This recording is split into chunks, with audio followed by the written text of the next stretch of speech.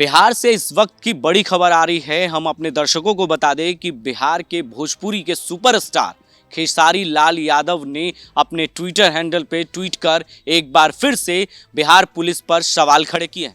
सवाल क्यों खड़े किए हैं ये भी हम आपको बताएंगे, लेकिन बिहार के मुख्यमंत्री नीतीश कुमार के बारे में भी उन्होंने ट्वीट में लिखा है कि बिहार की कानून व्यवस्था गुंडों के हाथ में गिरवी रख दी है। क्या मुख्यमंत्री जी यानी मुख्यमंत्री नीतीश कुमार पूरी तरीके से बिहार में जो अपने आप को सुशासन बाबू की सरकार कहते हैं, उन्होंने गुंडों के हाथ में गिरवी रख दी है और कहा है कि मेरे परिवार के किसी भी सदस्य के साथ कुछ भी गलत होता है तो उसके जिम्मेदार बिहार पुलिस हो गए। यानी कह सकते हैं कि एक बार फिर से बिहार पुलिस पर सवाल निशान खड़ा हो रहा है। बिहार में जिस तरीके से कानून व्यवस्था है, आए दिन लोग जिस तरीके से लोगों के साथ हत्या, लूट, अपहरण जैसी घटनाएं घटती है, उसके बावजूद अब बिहार के भोजपुरी के सुपरस्टार के परिवार भी सुरक्षित नहीं है, जिसको लेकर उन्होंने मुख्यमंत्री से गुहार तो जरूर लगाई है, लेकिन एक उन पर सवाल निशान भी खड़ा किया है। कहा कि कानून व्यवस्था जो है वो गुंडों के हाथ में आपने गिरवी रख दी है।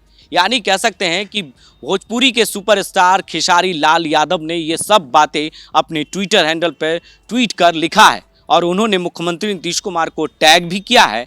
वहीं बिहार के डीजीपी जो एसके सिंघल हैं, उन्हें भी उन्होंने ट्वीट कर इस बात को अवगत कराया है कि उनके परिवार को लगातार यूट्यूबर के जरिए और सोशल मीडिया के जरिए उन्हें धमकी मिल रहा है। उनके परिवार को कहा जा रहा है, उनकी बेटी के साथ रेप करने की बात कही जा रही है, उनकी पत्नी के साथ रेप करने की बात कही जा रही है, जिसको लेकर खेसारी लाल यादव ने अपने ट्विटर हैंडल में ये सब बातें लिखी है और सीधे तौर पर कानून व्यवस्था पर सवाल निशान खड़ा किया है।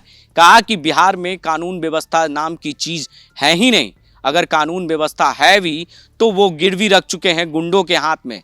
यानी पूरी तरीके से गुंडों के हाथ में ये शासन प्रशासन गिरवी रखी गई है। ये तमाम बातें खेसारी लाल यादव ने अपने सोशल मीडिया के जरिए बातें भी कही है और उन्होंने ट्वीट कर सीधे तौर पर बिहार पुलिस पर एक बार सवाल निशान खड़ा किया है। तो आपने देखा कि किस तरीके से बिहार के डीजीपी और बिहार के मुख्यमंत्री नीतीश कुमार और बिहार पुलिस पर एक बार फिर से खेसारी लाल यादव ने तो सवाल खड़े किए हैं, लेकिन वो काफ़ी चर्चा में भी रहते हैं। आपको बता दें कि पवन सिंह जो भोजपुरी के सुपरस्टार हैं, उनके साथ भी कुछ दिन पहले उनका विवाद हुआ था और कई ऐसे गाने उन्होंने गाए हैं जिसको लेकर भी विवाद हुआ था। यानी जातिगत को लेकर भी जातिगत आधार पर उन्होंने कई गाने गाए हैं, जिसको लेकर कई ऐसे फैंस हो सकते हैं कि उन्हें नापसंद किए हों, जिसके वजह से ये धमकियां मिल रही होगी।